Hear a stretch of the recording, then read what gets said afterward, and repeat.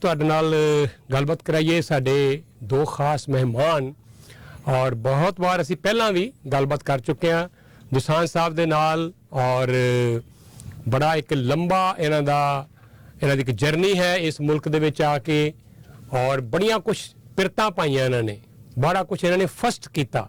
ਤੇ ਜਿਨ੍ਹਾਂ ਵਿੱਚ ਜੇ ਗੱਲ ਕਰੀਏ ਉਸ ਵੇਲੇ ਸਾਰੇ ਪੂਰੀ ਦੁਨੀਆ ਦੇ ਵਿੱਚ ਸਾਡੇ ਪੰਜਾਬੀਆਂ ਲਈ, ਭਾਰਤ ਮੂਲ ਦੇ ਲੋਕਾਂ ਲਈ ਇੱਕ ਗੌਰਵ ਸੀ ਕਿ ਜਦੋਂ ਇਹ ਬ੍ਰਿਟਿਸ਼ ਕੋਲੰਬੀਆ ਦੇ ਬਣੇ ਪ੍ਰੀਮੀਅਰ, ਉਸ ਤੋਂ ਬਾਅਦ ਫਿਰ ਉਸ ਤੋਂ ਵੀ ਵੱਡਾ ਆਨਰ ਹੋਰ ਹੋਇਆ ਕਿ ਸਾਰੇ ਮੁਲਕ ਦੇ ਇਹ ਸਾਡੇ ਕੈਨੇਡਾ ਦੇ ਹੈਲਥ ਮਿਨਿਸਟਰ ਵੀ ਬਣੇ। ਤੋ ਜਿੱਥੇ ਇਹਨਾਂ ਨੇ ਪੋਲੀਟੀਕਲ ਲਾਈਫ ਦੇ ਵਿੱਚ ਆਪਣੀ ਜਰਨੀ ਦੇ ਵਿੱਚ ਬਹੁਤ ਸਾਰੀਆਂ ਵੱਡੀਆਂ ਮੱਲਾਂ ਮਾਰੀਆਂ ਔਰ ਨਵੀਆਂ ਪਿਰਤਾਂ ਪਾਈਆਂ, ਉੱਥੇ ਨਾਲ ਦੀ ਨਾਲ ਹੀ ਲਿਖਣ ਪੜ੍ਹਨ ਦੇ ਵਿੱਚ ਵੀ ਇਹਨਾਂ ਦੀ ਖਾਸ ਰੁਚੀ ਹੈ। ਔਰ ਪਿੱਛੇ ਜੇ ਤੁਹਾਨੂੰ ਯਾਦ ਹੋਏਗਾ ਇਹਨਾਂ ਦੀ ਆਟੋਬਾਇਓਗ੍ਰਾਫੀ ਜਦੋਂ ਰਿਲੀਜ਼ ਹੋਈ ਸੀ ਇੱਥੇ ਬੜੀ ਚਰਚਿਤ ਰਹੀ ਹੈ, ਔਰ ਮੈਂ ਕਾਫੀ ਹਿੱਸਾ ਉਹਦਾ ਪੜ੍ਹ ਚੁੱਕਾ। ਜਦੋਂ ਸਮਾਂ ਮਿਲਦਾ ਥੋੜ੍ਹਾ ਪੜ੍ਹੀ ਦੇ ਵਿੱਚੋਂ ਬੜਾ ਕੁਝ ਸਿੱਖਣ ਨੂੰ ਉਹਦੇ 'ਚ ਵੀ ਸਾਨੂੰ ਮਿਲਦਾ ਹੈ ਕਿ ਕਿਸ ਤਰ੍ਹਾਂ ਇਹ ਆਏ, ਕਿਸ ਤਰ੍ਹਾਂ ਇਹਨਾਂ ਨੇ ਮਿਹਨਤ ਕੀਤੀ, ਬੜੇ ਇੱਕ ਸਧਾਰਨ ਲੈਵਲ ਤੋਂ ਜੀਵਨ ਸ਼ੁਰੂ ਕਰਕੇ ਰਾਜਨੀਤੀ 'ਚ ਆ ਕੇ ਔਰ ਇੱਕ ਵੱਡਾ ਮੁਕਾਮ ਜਿਹੜਾ ਹਾਸਲ ਕੀਤਾ। ਨਾਲ ਦੀ ਨਾਲ ਹੀ ਇਹ 'ਚ ਕਹਿਣ 'ਚ ਕੋਈ ਦੋ ਰਾਏ ਨਹੀਂ ਕਿ ਇਹਨਾਂ ਦੇ ਮਿਸਿਸ ਰਮਿੰਦਰ ਦੋਸਾਂਝ ਹੋਰੀ ਵੀ ਬਰਾਬਰ ਹਰ ਜਗ੍ਹਾ ਹਰ ਪਲ ਇਹਨਾਂ ਦੇ ਨਾਲ ਰਹੇ ਔਰ ਅੱਜ ਵੀ ਇਹਨਾਂ ਦੇ ਨਾਲ ਨੇ, ਔਰ ਬੜਾ ਵੱਡਾ ਮੇਲ 'ਚ ਕੋਈ ਕਹਿੰਦੇ ਨੇ ਜੀ ਦੋ ਰਾਏ ਨਹੀਂ ਕਿ ਉਹਨਾਂ ਦਾ ਵੀ ਇਹਨਾਂ ਦੇ ਜੀਵਨ ਦੇ ਵਿੱਚ ਇਸ ਜਰਨੀ ਦੇ ਵਿੱਚ ਬੜਾ ਵੱਡਾ ਯੋਗਦਾਨ ਹੈ। ਜਿੱਥੇ ਉਹਨਾਂ ਦੀ ਆਪਣੀ ਇੱਕ ਬੜੀ ਵੱਡੀ ਅੱਛੀ ਪਰਸਨੈਲਿਟੀ ਹੈ, ਸ਼ਖਸੀਅਤ ਹੈ, ਉੱਥੇ ਹਰ ਜਗ੍ਹਾ ਇਹਨਾਂ ਦੇ ਨਾਲ ਉਹ ਵੀ ਰਹੇ। ਤਾਂ ਮੈਨੂੰ ਅੱਛਾ ਲੱਗ ਰਿਹਾ ਕਿ ਦੋਨੋਂ ਹੀ ਇਸ ਵੇਲੇ ਸਟੂਡੀਓ ਦੇ ਵਿੱਚ ਨੇ ਔਰ ਇੱਧਰ ਵੀ ਅਸੀਂ ਮੀਨਾਕਸ਼ੀ ਹੋਰੀ ਵੀ ਮੇਰੇ ਨਾਲ ਨੇ ਗੱਲਬਾਤ ਕਰਨ ਲਈ। ਪਹਿਲਾਂ ਤੇ ਉਹਨਾਂ ਦਾ ਸਵਾਗਤ ਕਰਦੇ ਹਾਂ ਜੀ। ਪ੍ਰਵਾਸੀ ਦੇ ਸਭ ਲਿਸਨਰਸ ਨੂੰ ਮੀਨਾਕਸ਼ੀ ਵੱਲੋਂ ਵੀ ਪਿਆਰ ਭਰੀ ਨਮਸਕਾਰ, ਸਤਿ ਸ਼੍ਰੀ ਅਕਾਲ, ਆਦਾਬ। ਔਰ ਤੁਹਾਡੇ ਨਾਲ ਅਸੀਂ ਬੜੇ ਹੀ ਪਿਆਰੇ ਦੋ ਸ਼ਖਸੀਅਤਾਂ ਨਾਲ ਤੁਹਾਡੀ ਮੁਲਾਕਾਤ ਅੱਜ ਕਰਾ ਰਹੇ ਹਾਂ। ਔਰ ਜਦੋਂ ਵੀ ਮਿਲੀਦਾ, ਹਾਲਾਂਕਿ ਥੋੜਾ ਟਾਈਮ ਵਿੱਚ ਗੈਪ ਪੈ ਜਾਂਦਾ ਹੈ, ਪਰ ਜਦੋਂ ਵੀ ਮਿਲੀਦਾ ਹੈ ਉਸੇ ਤਰ੍ਹਾਂ ਉਨਾ ਹੀ ਅੱਛਾ ਲੱਗਦਾ ਹੈ, ਜਿਸ ਤਰ੍ਹਾਂ ਕਿ ਐਸਾ ਲੱਗਦਾ ਕਿ ਕੱਲ ਹੀ ਮਿਲੇ ਹੁੰਦੇ ਆ। ਜੀ ਲੋ ਜੀ, ਇਹ ਹੈ ਉਹ ਨਾਵਲ ਜਿਹੜਾ ਤੁਹਾਨੂੰ ਮੈਂ ਦਿਖਾ ਰਿਹਾ। ਜੇ ਤੁਸੀਂ ਟੀਵੀ ਤੇ ਵਾਚ ਕਰ ਰਹੇ ਹੋ ਸਾਨੂੰ, ਫੇਸਬੁੱਕ ਤੇ, YouTube ਤੇ, ਜਿੱਥੇ ਵੀ ਲਾਈਵ ਵਾਚ ਕਰ ਰਹੇ ਹੋ, ਇੱਕ ਤਾਂ ਤੁਸੀਂ ਇਹ ਦੇਖ ਸਕਦੇ ਹੋ ਇਹਦਾ ਟਾਈਟਲ, ਤੇ ਦੂਸਰਾ ਮੈਂ ਇਹ ਵੀ ਦੱਸ ਦਵਾਂ ਕਿ ਅਸੀਂ ਜਦੋਂ ਇਹ ਰਿਕਾਰਡਿੰਗ ਕਰਕੇ ਅਸੀਂ ਸ਼ੇਅਰ ਕਰਾਂਗੇ ਆਪਣੇ ਬਹੁਤ ਸਾਰੇ ਬਾਕੀ ਪਲੇਟਫਾਰਮ ਦੇ ਉੱਤੇ, ਤੇ ਮੇਰੀ ਇੱਕ ਰਿਕੁਐਸਟ ਹੈ ਤੁਹਾਨੂੰ ਕਿ ਤੁਸੀਂ ਹਮੇਸ਼ਾ ਦੀ ਤਰ੍ਹਾਂ ਇਸ ਵੀਡੀਓ ਨੂੰ ਅੱਗੇ ਵੀ ਸ਼ੇਅਰ ਕਰਨਾ, ਤਾਂ ਕਿ ਜਿਹੜੇ ਲੋਕ ਇਸ ਲਈ ਨਹੀਂ ਲਾਈਵ ਦੇਖ ਪਾ ਰਹੇ, ਲਾਈਵ ਸੁਣ ਪਾ ਰਹੇ, ਵੱਡੀ ਗਿਣਤੀ ਵਿੱਚ ਉਹ ਇਸ ਨਾਵਲ ਨੂੰ ਦੇਖ ਸਕਣ। ਦੀ ਪਾਸਟ ਇਜ਼ ਨੈਵਰ ਡੈਡ, ਇਹ ਹੈ ਇਸ ਨਾਵਲ ਦਾ ਟਾਈਟਲ। ਤੇ ਮੀਨਾਕਸ਼ੀ ਹੋਰਾਂ ਨੇ ਕਿਉਂਕਿ ਜਦੋਂ ਆਏ ਸੀ ਇੱਥੇ ਅਸੀਂ, ਤੇ ਇੱਕ ਇਹਨਾਂ ਨੇ ਸਪੈਸ਼ਲ ਕੋਰਸ ਲਿਆ ਸੀ ਯਾਰਕ ਯੂਨੀਵਰਸਿਟੀ, ਉਹਦੇ ਵਿੱਚ ਜਿਹੜੇ ਇੱਥੋਂ ਦੇ ਸਾਡੇ ਕੈਨੇਡੀਅਨ ਰਾਈਟਰਸ ਨੇ ਇਹਨਾਂ ਦਾ ਉਹ ਕੋਰਸ ਸੀ। ਬਹੁਤ ਸਾਰੇ ਇਹਨਾਂ ਨੂੰ ਵੱਡੇ ਰਾਈਟਰਸ ਨਾਲ ਮਿਲਣ ਦਾ ਮੌਕਾ ਮਿਲਿਆ।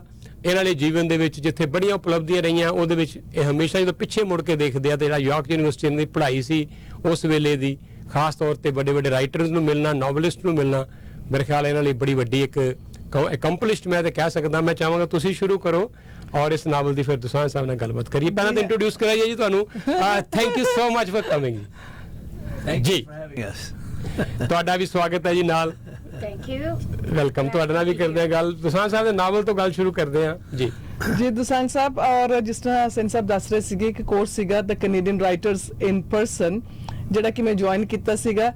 ਇੱਕ ਰਾਈਟਰ ਦੀ ਨਾਵਲ ਤੁਹਾਡੇ ਹੱਥ 'ਚ ਆਣੀ, ਉਹਦੀ ਕੋਈ ਵੀ ਬੁੱਕ ਤੁਹਾਡੇ ਹੱਥ ਵਿੱਚ ਆਣੀ, ਉਹਨੂੰ ਪੜ੍ਹਨਾ, ਪਰ ਉਸ ਤੋਂ ਬਾਅਦ ਜਿਹੜਾ ਹੈ ਡਾਇਰੈਕਟਲੀ ਉਸ ਰਾਈਟਰ ਦੇ ਨਾਲ, ਉਸ ਆਥਰ ਦੇ ਨਾਲ ਜਿਹੜਾ ਤੁਹਾਡਾ ਇੰਟਰੈਕਸ਼ਨ ਹੁੰਦੀ, ਜੋ ਮਿਲਣ ਦਾ ਮੌਕਾ ਮਿਲਦਾ ਹੈ, ਇਸ ਤੋਂ ਵੱਡੇ ਸੁਭਾਗ ਵਾਲੀ ਕੋਈ ਗੱਲ ਨਹੀਂ ਹੁੰਦੀ। ਔਰ ਸਾਡੇ ਵਾਸਤੇ ਬੜਾ ਵੱਡਾ ਸੁਭਾਗ ਹੈ। ਪਹਿਲੇ ਤਾਂ ਤੁਹਾਡੀ ਬੜੀ ਅੱਛੀ ਜਿਹੜੀ ਤੁਸੀਂ ਨਵੀਂ ਨਾਵਲ ਕੱਢੀ ਹੈ ਉਹ ਸਾਡੇ ਹੱਥ ਵਿੱਚ ਹੈ, ਔਰ ਤੁਸੀਂ ਸਾਡੇ ਸਾਹਮਣੇ ਬੈਠੇ ਤੇ ਤੁਹਾਡੇ ਨਾਲ ਸਾਨੂੰ ਗੱਲਬਾਤ ਕਰਨ ਦਾ ਮੌਕਾ ਮਿਲ ਰਿਹਾ ਹੈ ਤੁਹਾਡੀ। ਕਿਉਂਕਿ ਜਦੋਂ ਕਿਸੇ ਨੇ ਕੁਝ ਬੁੱਕ ਲਿਖੀ ਹੁੰਦੀ ਹੈ, ਕੋਈ ਆਥਰ ਹੁੰਦਾ ਹੈ, ਉਹ ਆਪਣੀ ਇਨਸਾਈਟ ਨਾਲ ਲਿਖਦਾ ਹੈ, ਔਰ ਜਦੋਂ ਅਸੀਂ ਪੜ੍ਹਦੇ ਹਾਂ ਉਸਨੂੰ, ਭਾਵੇਂ ਇੱਕ ਚੀਜ਼ ਨੂੰ ਅਸੀਂ 2 ਵਾਰੀ ਪੜ੍ਹਦੇ ਹਾਂ, 4 ਵਾਰੀ ਪੜ੍ਹਦੇ ਹਾਂ, ਹਰ ਵਾਰੀ ਸਾਡਾ ਡਿਫਰੈਂਟ ਟੇਕ ਹੁੰਦਾ ਉਸਨੂੰ ਪੜ੍ਹਨ ਦੌਰਾਨ। ਪਰ ਜਿਹੜਾ ਓਰੀਜਨਲ ਟੇਕ ਹੈ, ਜਿਸ ਨੂੰ ਲੈ ਕੇ ਆਥਰ ਨੇ ਲਿਖਿਆ ਹੁੰਦਾ ਹੈ, ਉਹ ਆਥਰ ਹੀ ਦੱਸ ਸਕਦਾ ਹੈ। ਤੇ ਬਹੁਤ ਹੀ ਖੂਬਸੂਰਤ ਜਿਹੜੀ ਇਹ ਨਾਵਲ ਹੈ, ਇਸ ਦਾ ਕਵਰ ਪੇਜ ਵੀ ਤੁਸੀਂ ਦੇਖ ਸਕਦੇ ਹੋ, ਬਹੁਤ ਬਿਊਟੀਫੁਲੀ ਡਿਜ਼ਾਈਨ ਕਵਰ ਪੇਜ ਹੈਗਾ। The past is never dead, a novel by Ujjal Dosanjh. ਤੇ ਹੁਣ ਤੁਸੀਂ ਸਭ ਤੋਂ ਪਹਿਲੇ ਤੇ ਆਪਣੀ ਨਾਵਲ ਬਾਰੇ ਸਾਨੂੰ ਆਪ ਦੱਸੋ ਜੀ। ਦੇਖੋ ਜੀ, ਇਹ ਨਾਵਲ ਜਿਹੜਾ ਮੇਰੇ ਸਿਰ 'ਚ 1965 ਤੋਂ ਘੁੰਮਦਾ ਆ। ਅੱਛਾ ਜੀ। ਤੇ 1965 ਜਦੋਂ ਮੈਂ ਇੰਗਲੈਂਡ ਗਿਆ, ਮੇਰੀ ਇੰਗਲੈਂਡ ਦੀ ਜ਼ਿੰਦਗੀ ਦੇ ਪਹਿਲੇ ਹਫ਼ਤੇ ਦੇ ਵਿੱਚ ਇੱਕ ਘਟਨਾ ਹੋਈ ਸੀ ਜਿਹੜਾ ਇੱਕ 올ਡ ਬਜ਼ੁਰਗ ਹੈਂਡਸਮ ਟਾਲ ਮੈਨ, ਫੈਲਟ ਹੈਟ, ਲੌਂਗ ਕੋਟ, ਤੇ ਬੈਠਾ 5-6 ਬੰਦੇ ਹੋਰ ਬੈਠੇ ਆ ਤੇ ਮੈਂ ਵੀ ਉਹਨਾਂ ਦੇ ਨਾਲ ਬੈਠਾ। ਮੇਰੇ ਅਜੇ ਪਗੜੀ ਸੀ, ਨਵਾਂ ਆਇਆ ਸੀ ਤੇ ਅੰਗਰੇਜ਼ੀ ਵੀ ਨਹੀਂ ਬੋਲਣੀ ਆਉਂਦੀ ਸੀ। ਤੇ ਉਹ ਬੰਦਾ ਉਦੋਂ ਹਵਾਲਾ ਕਰਦਾ ਹੁੰਦਾ ਸੀ, ਪੈਸੇ ਪਾਉਂਦਾ ਸੀ, ਰਿਟਾਇਰ ਹੋਇਆ ਸੀ, ਪਿੱਛੇ ਪੈਸੇ ਭੇਜਦਾ ਹੁੰਦਾ ਸੀ ਲੋਕਾਂ ਦੇ। ਉਹ ਝਗੜਾ ਹੋ ਗਿਆ ਕਿ ਤੁਸੀਂ ਪੈਸੇ ਨਹੀਂ ਦਿੱਤੇ, ਤੇ ਉਹ ਕਹਿੰਦਾ ਸੀ ਮੈਂ ਪੈਸੇ ਦੇਤੇ ਆ, ਚਿੱਠੀ ਮੇਰੇ ਕੋਲ ਡਿਲੀਵਰ ਨਹੀਂ ਹੋਏ। ਉਹ ਬੰਦਿਆਂ ਨੇ ਡਿਨਾਈ ਕਰ ਦਿੱਤਾ ਲੈ ਕੇ ਪੈਸੇ। ਤੇ ਉਹ ਉੱਥੋਂ ਇੱਕ ਮਨੁੱਖ ਉੱਠਿਆ, ਉਹਨੇ ਉਹ ਬਜ਼ੁਰਗ ਦੇ ਥੱਪੜ ਮਾਰਿਆ ਤੇ ਨਾਲ ਉਹਨੂੰ ਜਾਤ ਦਾ ਨਾਂ ਲੈ ਕੇ ਗਾਲਾਂ ਕੱਢੀਆਂ। ਤੇ ਲੋਕਾਂ ਨੇ ਜਿਹੜੇ ਬੰਦੇ ਬੈਠੇ ਸੀ ਉਹਨਾਂ ਨੇ ਛੁਡਾ ਦਿੱਤਾ। ਮੈਂ ਤੇ ਬਿਲਕੁਲ ਫਰੀਜ਼ ਹੋ ਗਿਆ। ਮੈਂ ਕਦੇ ਹਿੰਦੁਸਤਾਨ ਜਾਤ ਪਾਤ ਹੈ, ਤਸ਼ੱਦਦ ਹੈ, ਓਪਰੈਸ਼ਨ ਹੈ, ਡਿਸਕ੍ਰਿਮੀਨੇਸ਼ਨ ਹੈ, ਲੇਕਿਨ ਮੈਂ ਕਦੇ ਕਿਸੇ ਦੇ ਬਜ਼ੁਰਗ ਦੇ ਥੱਪੜ ਮਾਰਦਾ ਨਹੀਂ ਸੀ ਕੋਈ ਦੇਖਿਆ ਜੀ। ਤੇ ਮੈਨੂੰ ਬਹੁਤ ਮਨ ਨੂੰ ਤਕਲੀਫ ਹੋਈ ਕਿ ਮੈਂ ਕੁਛ ਨਹੀਂ ਕਰ ਸਕਿਆ ਉਸ ਵੇਲੇ। ਸੋ ਇਹ ਮੇਰੀ ਜਿਹੜੀ ਚੀਜ਼ ਸਿਰ 'ਚ ਘੁੰਮਦੀ ਸੀ। ਜਦੋਂ ਮੈਂ ਰਿਟਾਇਰ ਹੋਇਆ ਨਾ, ਤੇ ਜਦੋਂ ਮੈਂ ਆਟੋਬਾਇਓਗ੍ਰਾਫੀ ਲਿਖੀ ਜੀ, ਉਹ ਤੋਂ ਬਾਅਦ ਫਿਰ ਮੈਂ ਫਿਕਸ਼ਨ ਦੀ ਲਿਖਣੀ ਸੋਚੀ ਤੇ ਮੈਂ ਇੱਕ ਨਾਵਲ ਲਿਖਣਾ ਸ਼ੁਰੂ ਕੀਤਾ। ਤੇ ਉਹ ਜਿਹੜਾ ਨਾਵਲ ਸੀ ਉਹ ਲਿਖਦਾ ਮੈਨੂੰ ਕੋਈ ਇੱਕ ਨਾਵਲਿਸਟ ਟ੍ਰੇਨਿੰਗ ਥੋੜੀ ਜਿਹੀ ਦੇਣ ਲੱਗ ਪਿਆ। ਤੇ ਉਹ ਨਾਵਲਿਸਟ ਦੀ ਜਿਹੜੀ ਟੀਚਿੰਗ ਸੀ ਉਹਦੇ 'ਚ ਵਿਘਨ ਪੈ ਗਿਆ। ਉਹਦੀ ਮਾਂ ਮਰ ਗਈ, ਉਹ ਆਪਣਾ ਨਾਵਲ ਲਿਖ ਰਹੀ ਸੀ। ਉਸ ਦੇ ਦੌਰਾਨ ਮੈਂ ਇੰਨਾ ਕੁਝ ਸਿੱਖ ਚੁੱਕਾ ਸੀ ਨਾਵਲ ਲਿਖਣ ਬਾਰੇ ਕਿ ਮੈਂ ਆਹ ਨਾਵਲ ਲਿਖ ਦਿੱਤਾ। ਜੀ ਜੀ ਜੀ। ਤੇ ਤੁਹਾਡਾ ਫਰਸਟ ਨਾਵਲ ਹੈ ਇਹ? ਸੈਕੰਡ ਨਾਵਲ ਸ਼ੁਰੂ ਕੀਤਾ ਸੀ ਲੇਕਿਨ ਫਿਨਿਸ਼ ਫਰਸਟ ਹੋਇਆ, ਪਹਿਲਾਂ ਕਰ ਦਿੱਤਾ। ਬਹੁਤ ਵਾਰ ਅਸੀਂ ਦੇਖਿਆ ਕਈ ਫਿਲਮਾਂ ਬਣਾਉਂਦੇ ਜਿਹੜੇ ਡਾਇਰੈਕਟਰ ਉਹ ਫਿਲਮ ਜਿਹੜੀ ਪਹਿਲੀ ਬਣਾਈ ਹੁੰਦੀ ਹੈ ਉਹ ਨਹੀਂ ਕੰਪਲੀਟ ਨਹੀਂ ਹੋਈ ਹੁੰਦੀ, ਦੂਜੀ ਕਈ ਵਾਰੀ ਰਿਲੀਜ਼ ਪਹਿਲਾਂ ਹੋ ਜਾਂਦੀ ਹੈ। ਜਿਹੜਾ ਤੁਹਾਡਾ ਪਹਿਲਾ ਨਾਵਲ ਤੁਸੀਂ ਲਿਖਣਾ ਸ਼ੁਰੂ ਕੀਤਾ ਸੀ ਅਜੇ ਸਟਿਲ ਪ੍ਰੋਸੈਸ 'ਚ ਹੈ? ਨਹੀਂ, ਉਹ ਫਿਨਿਸ਼ ਹੋ ਗਿਆ, ਉਹ ਪਬਲਿਸ਼ਰ ਦੇ ਕੋਲ ਆ। ਤੀਜਾ ਵੀ ਫਿਨਿਸ਼ ਹੋ ਗਿਆ, ਉਹ ਵੀ ਪਬਲਿਸ਼ਰ ਦੇ ਕੋਲ ਆ। ਉਹ ਇਨ ਕਿਊ ਆ, ਅਗਲੇ ਸਾਲ ਦੇ ਅੰਦਰ ਅੰਦਰ 2 ਹੀ ਪਬਲਿਸ਼ ਹੋ ਜਾਣੇ। ਇਹ ਜਿਹੜਾ ਤੁਸੀਂ ਪਿਛਲੀ ਲੇਟ ਤੇ ਨਹੀਂ ਕੱਢ ਰਹੇ ਕਿਤੇ ਪੁਰਾਣਾ ਬੈਕਲੌਗ? ਨਹੀਂ, ਮੈਂ ਲਿਖਣੇ ਸ਼ੁਰੂ ਕੀਤੇ ਸੀ 4-5 ਸਾਲ ਪਹਿਲਾਂ। ਅੱਛਾ ਜੀ। ਤੇ ਮੈਂ 5 ਨਾਵਲ ਪੂਰੇ ਕਰ ਚੁੱਕਾ। ਓਕੇ। 3 ਮੇਰੇ ਪਬਲਿਸ਼ਰ ਨੇ ਪਬਲਿਸ਼ ਕਰਨੇ ਆ, ਚੌਥਾ ਅਜੇ ਉਹ ਪੜ੍ਹ ਰਿਹਾ, 5ਵਾਂ ਅਜੇ ਮੈਂ ਲਾਸਟ 4 ਮਹੀਨਿਆਂ 'ਚ ਫਿਨਿਸ਼ ਕਰਕੇ ਗਿਆ ਇੰਡੀਆ ਨੂੰ, ਉਹਨੂੰ ਅਜੇ ਮੈਂ ਰਿਵਿਊ ਕਰਨਾ। ਠੀਕ ਹੈ। ਤੇ ਦੈਨ ਵਿਲ ਸੀ, ਕਿਉਂਕਿ ਸਾਰੇ ਬਹੁਤੇ ਹਿਸਟੋਰੀਕਲ ਫਿਕਸ਼ਨ ਆ। ਠੀਕ ਹੈ। ਪਹਿਲਾ ਜਿਹੜਾ ਉਹ ਆਜ਼ਾਦੀ ਦੀ ਲੜਾਈ ਬਾਰੇ, ਪਾਰਟੀਸ਼ਨ ਬਾਰੇ, ਐਮਰਜੈਂਸੀ ਬਾਰੇ 1977 ਤਾਈਂ। ਆ ਜਿਹੜਾ ਬੈਡਫੋਰਡ ਤੇ ਲੋਕਾਂ ਦੀ ਜਿਹੜੀ ਜਦੋਂ ਅਸੀਂ ਇਮੀਗ੍ਰੈਂਟ ਆਉਂਦੇ ਆ, ਸਾਡੀ ਜਾਤ ਜਿਹੜੀ ਆ ਉਹ ਸਾਡੇ ਮਗਰ ਆਉਂਦੀ, ਨਾਲ ਆਉਂਦੀ। ਇਨਫੈਕਟ ਮਗਰ ਆਉਣ ਦੀ ਬਜਾਏ ਮੋਹਰੇ ਹੀ ਹੁੰਦੀ ਕਈ ਵਾਰ, ਤੇ ਇਹ ਬੜੀ ਭੈੜੀ ਗੱਲ ਆ। ਤੇ ਤੀਜਾ ਜਿਹੜਾ ਸੀਗਾ ਉਹ ਜਿਹੜੇ ਇੱਥੋਂ ਦੇ 1984 ਦਰਬਾਰ ਸਾਹਿਬ ਦੀਆਂ ਘਟਨਾਵਾਂ ਤੋਂ ਬਾਅਦ ਜੋ ਕੁਝ ਇਸ ਮੁਲਕ ਦੇ ਵਿੱਚ ਹੋਇਆ ਉਹਦੇ ਬਾਰੇ ਆ। ਠੀਕ ਹੈ। ਤੇ ਚੌਥਾ ਜਿਹੜਾ ਉਹ ਇੱਕ ਯੰਗ ਮਨੁੱਖ ਦੇ ਬਾਰੇ ਜਿਹੜਾ ਬਦਲੇ ਦੀ ਭਾਵਨਾ ਨਾਲ ਸੜਿਆ ਪਿਆ। ਤੇ 5ਵਾਂ ਜਿਹੜਾ ਆ ਉਹ 1975 ਤੋਂ ਐਮਰਜੈਂਸੀ ਤੋਂ ਲੈ ਕੇ ਅੱਜ ਤਾਈਂ ਜੋ ਮੁਲਕ 'ਚ ਹੋ ਰਿਹਾ ਉਹਦੇ ਬਾਰੇ ਆ। ਠੀਕ ਹੈ। ਤੁਸੀਂ ਹੁਣੇ ਗੱਲ ਕੀਤੀ ਜਾਤ ਪਾਤ ਦੀ, ਤੁਸੀਂ ਇੰਡੀਆ ਤੋਂ ਜਾ ਕੇ ਆਏ ਹੋ, ਪੰਜਾਬ 'ਚ ਵੀ ਖਾਸ ਤੌਰ ਤੇ ਗਏ ਤੁਸੀਂ, ਔਰ ਤੁਹਾਡੀਆਂ ਬਹੁਤ ਸਾਰੀਆਂ ਉੱਥੇ ਜਿਹੜੀਆਂ ਐਕਟੀਵਿਟੀਜ਼ ਸੀ ਅਸੀਂ ਉਹਨੂੰ ਕਵਰ ਵੀ ਕੀਤਾ ਇੱਥੇ ਪ੍ਰਵਾਸੀ ਵੱਲੋਂ ਵੀ। ਕਾਫੀ ਤੁਸੀਂ ਰੁਝੇਵੇਂ 'ਚ ਰਹੇ, ਸਪੀਕਰ ਨੂੰ ਮਿਲੇ, ਸੰਧਮਾ ਸਾਹਿਬ ਨੂੰ, ਹੋਰ ਵੀ ਬੜੇ ਸਾਰੇ ਤੁਹਾਡੇ ਰੁਝੇਵੇਂ ਰਹੇ ਉੱਥੇ, ਸਾਰੇ ਵਾਚ ਕਰਦੇ ਰਹੇ ਹਾਂ। ਤੁਹਾਡੀਆਂ ਇੰਟਰਵਿਊਜ਼ ਬਹੁਤ ਸਾਰੇ ਮੀਡੀਆ ਨੇ ਵੀ ਕੀਤੀਆਂ। ਤਾਂ ਇੱਕ ਹਰ ਵਾਰੀ ਤੁਸੀਂ ਜਾਂਦੇ ਹੋ ਜਦੋਂ ਪੰਜਾਬ ਇੱਕ ਆਪਣਾ ਕੋਈ ਨਾ ਕੋਈ ਨਵਾਂ ਉੱਥੋਂ ਦਾ ਜੋ ਵੀ ਹੋ ਰਿਹਾ ਹੈ ਮੌਜੂਦਾ ਸਮੇਂ 'ਚ ਉਹ ਇੰਪ੍ਰੈਸ਼ਨ ਨਾਲ ਲੈ ਕੇ ਆਉਂਦੇ ਹੋ। ਇਸ ਵੇਲੇ ਪੰਜਾਬ ਦੇ ਵਿੱਚ ਇੱਕ ਵੱਡੀ ਜਿਹੜੀ ਬਹਿਸ ਚੱਲ ਰਹੀ ਹੈ, ਡਿਬੇਟ ਚੱਲ ਰਹੀ ਹੈ, ਉਹ ਇਹ ਹੈ ਕਿ ਬਹੁਤ ਸਾਰੇ ਜਿਹੜੇ ਦਲਿਤ, ਸੋ ਕਾਲਡ ਦਲਿਤ, ਆਪਾਂ ਵਰਡ ਯੂਜ਼ ਕਰਨਾ ਨਹੀਂ ਚਾਹੀਦਾ, ਉਹ ਕਨਵਰਟ ਹੋ ਰਿਹਾ, ਕ੍ਰਿਸਚੀਅਨ ਬਣ ਰਿਹਾ ਹੈ। ਤੇ ਉਹ ਕ੍ਰਿਸਚੈਨਿਟੀ ਕਹਿ ਰਿਹਾ ਕਿ ਸਿੱਖੀਜ਼ਮ ਉੱਤੇ ਇੱਕ ਬੜਾ ਵੱਡਾ ਹਮਲਾ ਹੋ ਰਿਹਾ ਹੈ, ਔਰ ਹਜ਼ਾਰਾਂ ਦੀ ਤਾਦਾਦ 'ਚ, ਪਹਿਲਾਂ 100, 200, 500 ਸੈਂਕੜਿਆਂ 'ਚ ਸੀ, ਹੁਣ ਹਜ਼ਾਰਾਂ ਦੇ ਉਸ ਪਰ ਅਸੀਂ ਬਹੁਤ ਸਾਰੇ ਉਹਦੇ ਪ੍ਰੋਸੈਸ਼ਨ ਦੇਖ ਰਹੇ ਹਾਂ, ਔਰ ਇੱਕ ਤੋਂ ਬਾਅਦ ਇੱਕ ਕਨਵਰਜਨ ਇੰਨੀ ਤੇਜ਼ੀ ਨਾਲ ਹੋ ਰਹੀ ਹੈ। ਤਾਂ ਤੁਸੀਂ ਸਮਝਦੇ ਹੋ ਕਿ ਉਹ ਜਿਹੜੀ ਪੀੜ ਹੈ ਲੋਕਾਂ ਦੇ ਮਨਾਂ 'ਚ, ਦਲਿਤਾਂ ਦੇ, ਉਹਨਾਂ ਓਪਰੈਸ਼ਨ ਹੋਏ ਲੋਕਾਂ ਦੇ, ਉਹ ਉੱਭਰ ਕੇ ਬਾਹਰ ਆ ਰਹੀ ਹੈ? ਉਹ ਐਬਸੋਲੂਟਲੀ। ਦੇਖੋ ਨਾ, ਜਿਹੜੀ ਕਨਵਰਜਨ ਆ ਇਹ ਤਾਂ ਬਹੁਤ ਚਿਰਾਂ ਤੋਂ ਹੋ ਰਹੀ ਆ, ਕਿਉਂਕਿ ਪੰਜਾਬ ਦੇ ਹਾਲਾਤ ਜਿਹੜੇ ਆ ਉਹ ਹਿੰਦੁਸਤਾਨ ਦੇ ਬਾਕੀ ਸੂਬਿਆਂ ਦੇ ਹਾਲਾਤਾਂ ਵਾਂਗੂ ਆ। ਪੰਜਾਬ ਦੇ ਹਾਲਾਤ ਬਹੁਤੇ ਚੰਗੇ ਨਹੀਂ, ਇਕਨੋਮਿਕ ਤੌਰ, ਆਰਥਿਕ ਤੌਰ ਤੇ, ਸਿਆਸੀ ਤੌਰ ਤੇ। ਗੁੰਡਾਗਰਦੀ ਬਹੁਤ ਆ, ਡਰੱਗਸ ਦਾ ਮਾਮਲਾ ਬਹੁਤ ਆ, ਗਰੀਬੀ ਬੜੀ ਆ। ਤੇ ਪੰਜਾਬ ਉਹ ਖੁਸ਼ਹਾਲ ਸੂਬਾ ਨਹੀਂ ਜਿਹੜਾ ਕਿਸੇ ਵੇਲੇ ਕੈਰੋਂ ਦੇ ਵੇਲੇ ਹੋਇਆ ਕਰਦਾ ਸੀ ਜੀ। ਤੇ ਇਸ ਕਰਕੇ ਲੋਕ ਜਿਹੜੇ ਆ ਉਹ ਕੋਈ ਨਾ ਕੋਈ ਰਾਹ ਲੱਭ ਰਹੇ ਆ ਜ਼ੁਲਮ ਤੋਂ, ਤਸ਼ੱਦਦ ਤੋਂ, ਆਪਰੇਸ਼ਨ ਤੋਂ ਛੁਟਕਾਰਾ ਲੈਣ ਦਾ। ਤੇ ਕਈ ਦਫਾ ਦੇਖੋ ਨਾ, ਜਿਹੜੀ ਕਨਵਰਜਨ ਆ, ਗੁਰੂ ਨਾਨਕ ਨੇ ਵੀ ਤਾਂ ਕਨਵਰਜਨ ਕੀਤੀ ਸੀ ਨਾ।